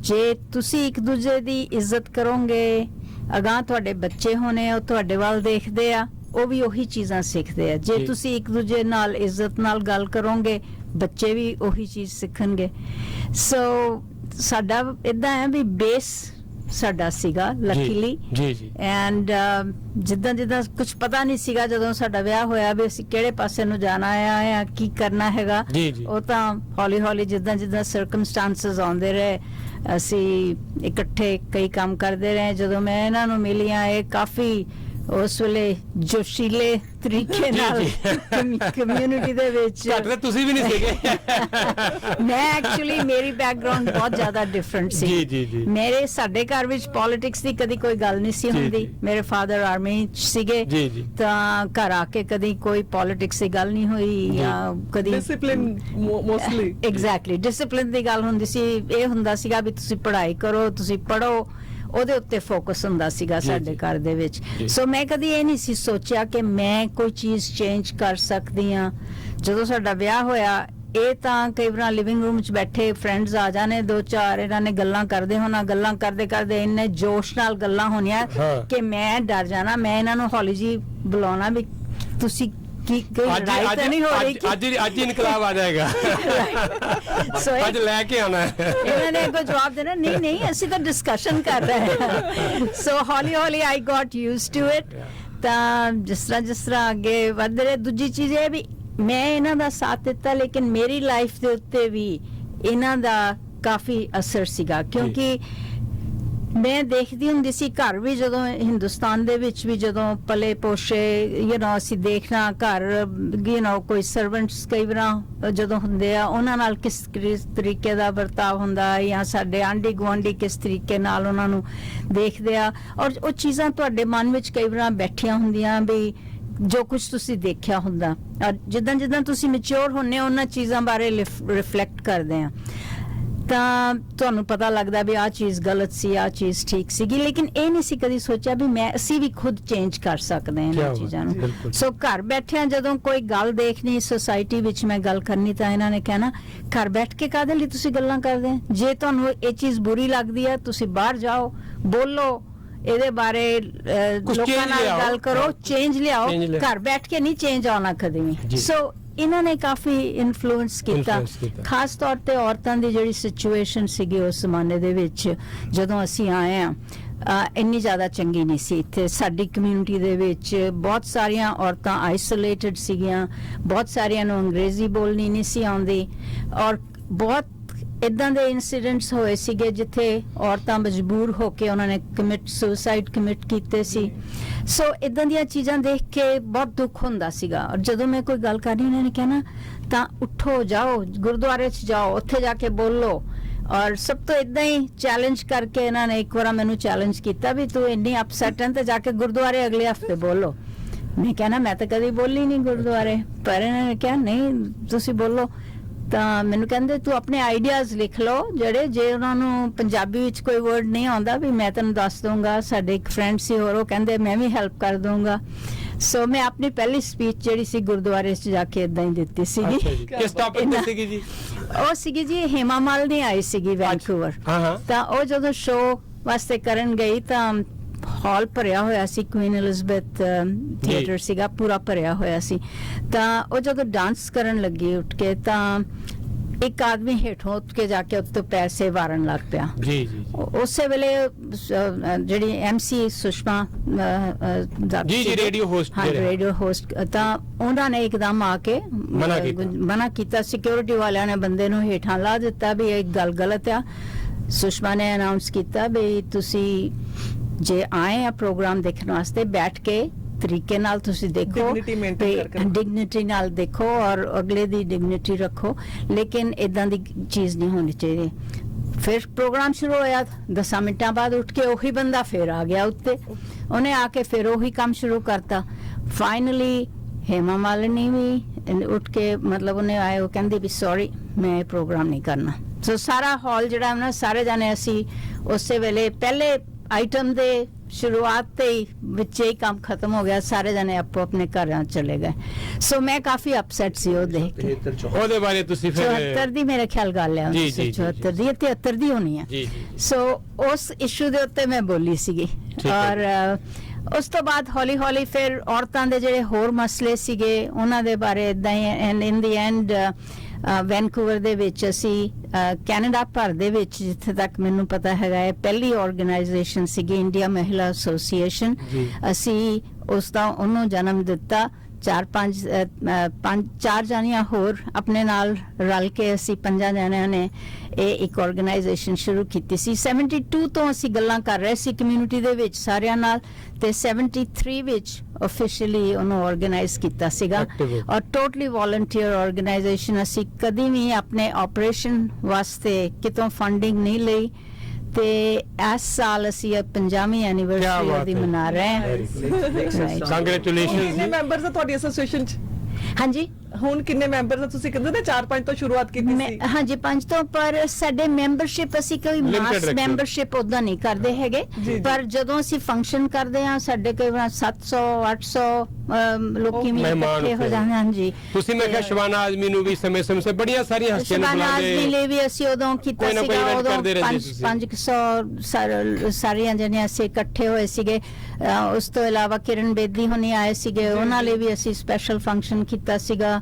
ਇੱਕ ਵਾਰ ਮੈਡਮ ਪ੍ਰਨੀਤ ਕੌਰ ਇੱਥੇ ਆਏ ਸੀ, ਉਹਨਾਂ ਲਈ ਮਤਲਬ ਅਲੱਗ-ਅਲੱਗ ਅਸੀਂ ਟੋਟਲੀ ਸੈਕੂਲਰ ਤਰੀਕੇ ਨਾਲ ਪੇਸ਼ ਆਉਂਦੇ। ਅਸੀਂ ਮਜ਼ਹਬ ਨੂੰ ਇੱਕ ਪਾਸੇ ਰੱਖਿਆ ਹੋਇਆ, ਉਸ ਚੀਜ਼ ਨੂੰ ਨਹੀਂ ਅਸੀਂ ਫਰੰਟ ਤੇ ਲਿਆਉਂਦੇ ਹੈਗੇ, ਤੇ ਨਾ ਹੀ ਪੋਲੀਟੀਕਲੀ ਭਾਵੇਂ ਸਾਡੇ ਆਪਣੇ ਨਿੱਜੀ ਕੋਈ ਅਲੱਗ ਪੋਲੀਟੀਕਲ ਐਫੀਲੀਏਸ਼ਨਸ ਹੋਣ, ਲੇਕਿਨ ਅਸੀਂ ਆਰਗੇਨਾਈਜੇਸ਼ਨ ਵਿੱਚ ਸੈਕੂਲਰ ਔਰ ਇਹ ਪੋਲੀਟੀਕਲ ਤਰੀਕੇ ਨਾਲ ਪੇਸ਼ ਆਉਂਦੇ ਆ ਵੀ ਅਸੀਂ। ਲੇਕਿਨ ਜਿਹੜੇ ਮਸਲੇ ਆ ਔਰਤਾਂ ਦੇ, ਉਹਨਾਂ ਦੇ ਬਾਰੇ ਗੱਲਬਾਤ ਕਰਦੇ ਆ, ਉਹਨਾਂ ਦੇ ਬਾਰੇ ਕਮਿਊਨਿਟੀ ਦੇ ਵਿੱਚ ਇਸ਼ੂਜ਼ ਉਠਾਈਦੇ ਆ। Very good, thank you so much. Kiran Bedi ਹੋਰਾਂ ਦੇ ਨਾਲ ਸਾਡੇ ਕੋਲ ਪਿਕਚਰ ਇੱਥੇ ਸਾਡੀ ਬਿਲਕੁਲ ਜੀ, ਬਿਲਕੁਲ। ਉਹ ਤੇ ਮੈਨੂੰ ਬੜੇ ਵਾਰੀ ਹਾਸਾ ਆਉਂਦਾ ਕਿ ਦੁਸਾਂਝ ਸਾਹਿਬ ਨੇ ਲਾਇਆ ਹੋਇਆ ਸੀ ਫੋਟੋ ਖਿੱਚਣ ਨੂੰ, ਤੇ ਮੈਂ ਕਈ ਵਾਰੀ ਹੱਸਦਾ ਹੁੰਦਾ। ਬੜੇ ਵਾਰੀ ਮਿਸਾਲ ਦਿੰਦਾ ਕਿ ਜਿਨ੍ਹਾਂ ਨਾਲ ਲੋਕ ਫੋਟੋ ਖਿਚਾਉਣ ਨੂੰ ਤਰਸਦੇ ਆ। ਤੇ anyway thank you so much ਜੀ, ਤੁਸੀਂ ਜਦੋਂ ਆਉਂਦੇ ਹੋ ਬੜਾ ਅੱਛਾ ਲੱਗਦਾ। ਦੁਸਾਂਝ ਸਾਹਿਬ, ਇੱਕ ਦੋ ਸਵਾਲ ਜਾਣ ਤੋਂ ਪਹਿਲਾਂ, ਤੁਸੀਂ ਇੰਨਾ ਕੁਝ ਅਕੰਪਲਿਸ਼ ਕੀਤਾ ਆਪਣੀ ਲਾਈਫ 'ਚ, ਤੁਹਾਡੀ ਜਰਨੀ ਆਪਣੇ ਆਪ ਦੇ ਵਿੱਚ ਆਉਣ ਵਾਲੀ ਜਨਰੇਸ਼ਨ ਦੇ ਲਈ ਇੱਕ ਮਿਸਾਲ ਹੈ। ਕੋਈ ਐਸੀ ਖੁਆਇਸ਼ ਹੈ ਮਨ 'ਚ? ਨਾਵਲ ਵੀ ਲਿਖ ਰਹੇ ਹੋ, ਆਟੋਬਾਇਓਗ੍ਰਾਫੀ ਲਿਖ ਲਈ ਹੈ, ਪੋਲੀਟੀਕਲੀ ਤੁਸੀਂ ਬਹੁਤ ਕੁਝ ਅਚੀਵ ਕਰ ਲਿਆ। ਐਸਾ ਕੀ ਹੋਰ ਕੰਮ ਹੈ ਜਿਹੜਾ ਕਰਨਾ ਚਾਹੁੰਦੇ ਹੋ, ਜਾਂ ਜਿਹੜਾ ਲਿਖਣ ਪੜ੍ਹਨ ਦਾ ਕੰਮ ਇੰਨਾ ਤਸੱਲੀ ਦੇ ਰਿਹਾ ਕਿ ਤੁਸੀਂ ਚਾਹੁੰਦੇ ਹੋ ਕਿ ਇਹਨੂੰ ਜਾਰੀ ਰੱਖਾਂ? ਦੇਖੋ, ਮੈਂ ਅੱਗੇ ਬਲੌਗਿੰਗ ਵੀ ਕਰਦਾ ਰਿਹਾ ਰਿਟਾਇਰ ਹੋਣ ਤੋਂ ਬਾਅਦ, ਪੋਲੀਟੀਕਲ ਇਸ਼ੂਜ਼ ਤੇ। ਹਾਂ, ਹੁਣ ਮੈਂ ਬੰਦ ਕਰ ਦਿੱਤੀ ਉਹ। ਇਸ ਕਰਕੇ ਤੁਸੀਂ ਬਲੌਗ ਕਰਦੇ ਆ, ਫਿਰ ਕੋਈ ਆਰਗੂ ਕਰਦਾ ਤੁਹਾਡੇ ਨਾਲ, ਤੁਹਾਨੂੰ ਜਵਾਬ ਦੇਣਾ ਪੈਂਦਾ, and then you become so invested in it, ਫਿਰ ਤੁਸੀਂ ਨਾਵਲ ਨਹੀਂ ਲਿਖ ਸਕਦੇ ਜੀ। ਜਿਹੜਾ ਲਿਖਣ ਤੇ ਮੈਂ ਤਾਂ ਹੁਣ ਇਹ ਸੋਚਦਾ ਵੀ ਮੈਂ ਹੁਣ ਜਿੰਨੀ ਮੇਰੀ ਜ਼ਿੰਦਗੀ ਹੈਗੀ ਆ ਲਿਖਣਾ ਹੀ ਆ ਜੀ। ਮੇਰੇ ਸਿਰ 'ਚ ਹੋਰ ਬਹੁਤ ਨਾਵਲ ਪਏ ਆ ਲਿਖਣ ਵਾਲੇ, ਪਾਰ ਸਾਰਾ ਲਾਣਾ। ਹਾਂ, ਦੇਖੋ ਜਿਹੜਾ ਨਹੀਂ ਇੰਨੇ ਸਾਲਾਂ ਦਾ ਲਿਖਿਆ, ਕਿਉਂਕਿ ਮੈਂ 1983 ਚ ਟਾਈਪਿੰਗ ਕੋਰਸ ਲਿਆ ਸੀ। ਅੱਛਾ ਜੀ। ਉਦੋਂ ਮੇਰਾ ਨਾਵਲ ਲਿਖਣ ਨੂੰ ਜੀ ਕਰਦਾ ਸੀ। ਉਹ ਮੇਰਾ ਟਾਈਪਿੰਗ ਕੋਰਸ, ਮੇਰੀਆਂ ਉਂਗਲੀਆਂ ਬਹੁਤ ਮੋਟੀਆਂ, ਖੇਤਾਂ 'ਚ ਕੰਮ ਕਰਨ ਵਾਲੇ ਮਜ਼ਦੂਰਾਂ ਵਾਲੀਆਂ, ਉਹ ਮੈਨੂੰ ਟਾਈਪਿੰਗ ਨਹੀਂ ਆਈ। ਸਟੂਡੈਂਟਸ ਅੱਗੇ ਲੰਘ ਗਏ, ਮੈਂ 2 ਸਫ਼ੇ ਤੇ 25 ਤੇ ਚਲੇ ਗਏ, ਤੇ ਮੈਂ ਫਿਰ ਉਹ ਛੱਡਿਆਂ ਦੀ ਵਿਚਾਲੇ। ਫਿਰ 84 ਆ ਗਿਆ, ਫਿਰ 84 ਦੇ ਮਾਮਲੇ 'ਚ ਬਿਜ਼ੀ ਹੋ ਗਿਆ, ਤੇ ਉਹ ਫਿਰ ਇਲੈਕਸ਼ਨ ਹੋ ਗਈ, ਫਿਰ ਜਿੱਤ, ਉਹ ਉਹਨਾਂ 'ਚ ਬਿਜ਼ੀ ਹੋ ਗਿਆ। ਉਹ ਟਾਈਮ ਹੀ ਨਹੀਂ ਲੱਗਾ ਲਿਖਣ ਦਾ। ਉਹ ਮੇਰੇ ਸਿਰ 'ਚ ਨਾਵਲ ਘੁੰਮਦੇ ਸੀ ਜਿਹੜੇ 2-3 ਉਸ ਵੇਲੇ, ਉਹ ਮੈਂ ਹੁਣ ਲਿਖ ਲਿਆ। ਹੁਣ ਹੋਰ ਬਹੁਤ ਸਾਰੇ ਘੁੰਮਦੇ ਆ। ਠੀਕ ਹੈ। ਮਿਸਿਸ ਦਸਾਂਝ, ਤੁਸੀਂ ਕਹਿ ਰਹੇ ਸੀਗੇ ਕਿ ਉਹ ਪਹਿਲੇ ਬਹੁਤ ਜੋਸ਼ੀਲੇ ਹੁੰਦੇ ਸੀਗੇ। ਜੋਸ਼ੀਲੇ ਤਾਂ ਹਜੇ ਵੀ ਬਹੁਤ ਨਹੀਂ, ਹੁਣ ਗੁੱਸਾ ਕਿਤਾਬਾਂ 'ਚ ਕੱਢ ਦਿੰਦੇ ਨੇ। ਨਹੀਂ, ਹੁਣ ਆਵਾਜ਼ ਉੱਚੀ ਨਹੀਂ ਕਰੀਦੀ। ਹੁਣ ਤਾਂ ਇਦਾਂ ਨਹੀਂ। ਮੈਂ ਤੁਹਾਨੂੰ ਇੱਕ ਸੀਕ੍ਰੇਟ ਦੱਸਦਾ। ਹਾਂ, ਜ਼ਰੂਰ ਜ਼ਰੂਰ। ਦੇਖੋ, ਹਰ ਆਦਮੀ ਔਰਤ ਜਦੋਂ ਇਕੱਠੇ ਰਹਿੰਦੇ ਟੈਨਸ਼ਨ ਤਾਂ ਹੁੰਦੀਆਂ, ਪਰ ਸਵੇਰੇ ਸਵੇਰੇ ਮੈਂ ਮਨੁੱਖਾਂ ਨੂੰ ਕਹਿੰਦਾ, ਸਵੇਰੇ ਸਵੇਰੇ ਚਾਹ ਦਾ ਕੱਪ ਇੱਕ ਬਣਾ ਕੇ ਦੇ ਦਿਆ ਕਰੋ ਬੀਵੀ ਨੂੰ, ਠੀਕ ਰਹੋਗੇ। ਚਲੋ ਜੀ, ਇਹਨਾਂ ਦੀ ਐਡਵਾਈਸ ਲੈ ਲੈਣੀ ਚਾਹੀਦੀ ਹੈ। ਚਲੋ ਜੀ, ਇਹਨਾਂ ਦੇ ਸਫਲ ਬੋਲੇ ਜੀ, ਮੈਂ ਸੁਣ ਲਿਆ ਜੀ, ਅਮਲ ਕਰਾਂਗਾ ਹੁਣ। ਲੋ ਜੀ, ਸਫਲ ਜੀਵਨ ਦੇ ਕਈ ਰੈਸਿਪੀਜ਼ ਹੁੰਦੀਆਂ, ਤਾਂ ਇਹਨਾਂ ਨੇ ਤੁਹਾਨੂੰ ਇੱਕ ਰੈਸਿਪੀ ਦੇ ਦਿੱਤੀ ਹੈ। ਇਹਨਾਂ ਕੋਲ ਹੋਰ ਬੜੀਆਂ ਰੈਸਿਪੀਜ਼ ਨੇ। ਤੁਸੀਂ ਆਪਣੇ ਨਾਵਲਾਂ 'ਚ ਗੁੱਸਾ ਕੱਢ ਲਿਆ ਕਰੋ, ਤਾਂ ਤੁਹਾਡੇ ਨਾਵਲਾਂ ਤੋਂ ਵੀ ਅਸੀਂ ਬੜਾ ਕੁਝ ਸਿੱਖ ਸਕਦੇ ਹਾਂ।